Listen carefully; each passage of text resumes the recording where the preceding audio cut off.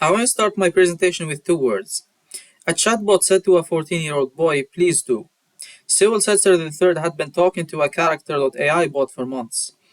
His final message said he could come home right now. The bot replied, please do. He used his stepfather's handgun moments later. Juliana, age 13, also died after sustained chatbot interactions. These are not isolated accidents, they are outputs of a business model. So, what did I do in my project and how did I do it? I had three research goals: investigate five platforms across the AI companion market, document how monetization, safety, failures, and privacy erosion lock together, and ask the central question: what happens when a product that simulates care operates with no legal duty of care? Methodology was desk-based. I analyzed terms of services, privacy policies, news reports, and forum discussions mainly from Reddit. I also did first-person testing on Janitor AI and Spicy Chat.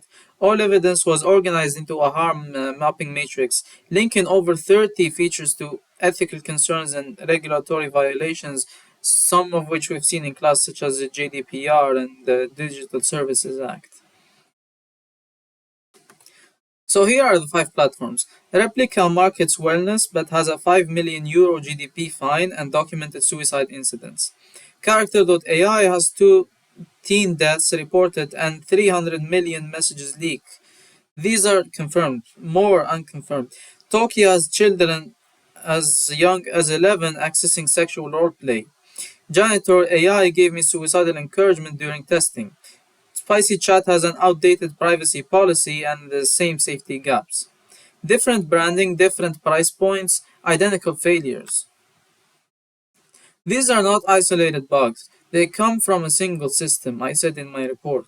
Monetization is engineered to strike when users are most emotionally attached. Users don't pay for bonuses, they pay to stop their companion from basically abandoning them. Safety exists, but only on paper. Age verification is self-declaration everywhere. Two teens are dead and potentially more. Suicide encouragement triggered during my testing on two platforms and zero safety interventions fired. Privacy is where the promises break. Janitor AI, it claims it never reads your chats while scanning them automatically. Character.ai exposed 300 million messages and waited 11 days to disclose. Liability caps reduce recovery to pocket change. Like three pillars, one machine, basically.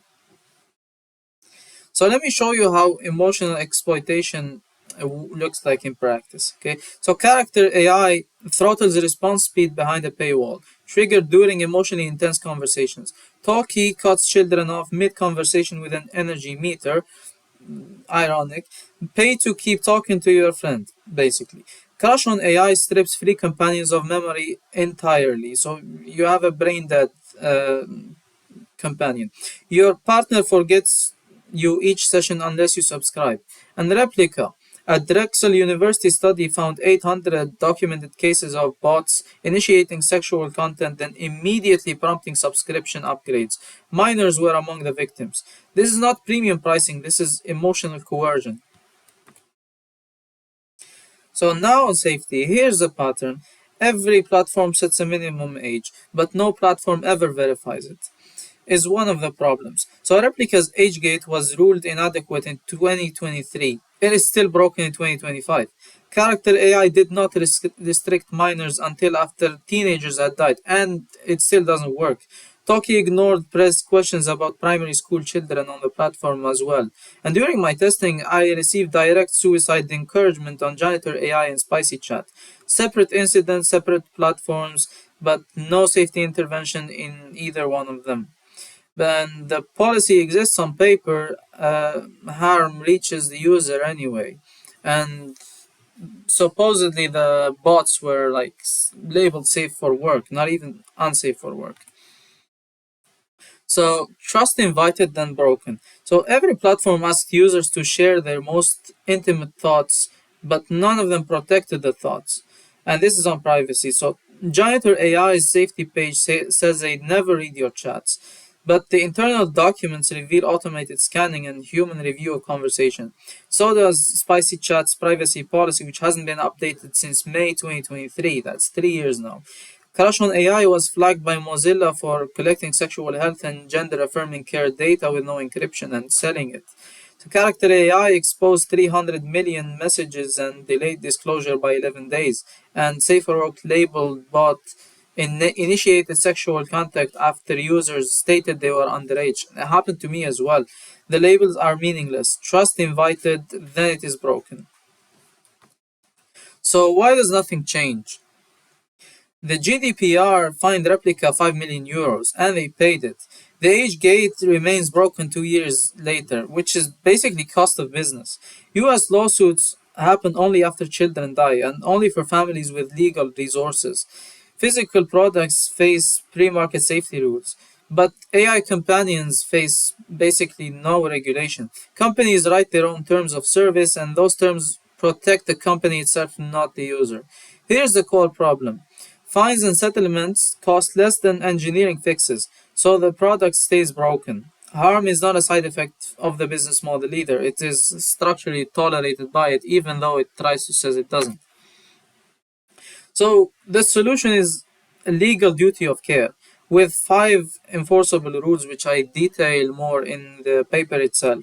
So the first one is real age verification, document checks, not self-declaration checkboxes like we see.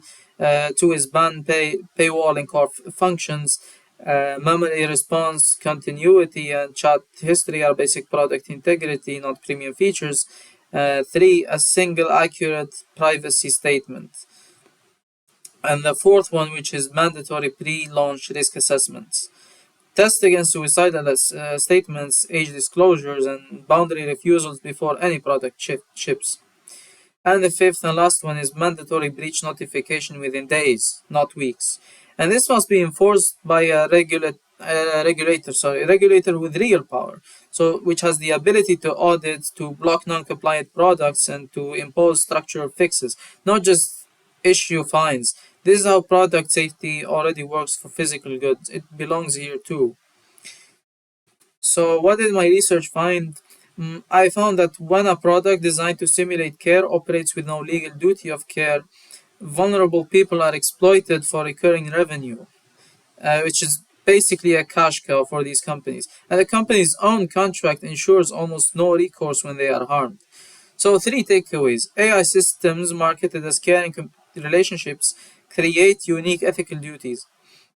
The industry has ignored them. Second, the gap between marketing promises and legal disclaimers is not accidental, it is engineered.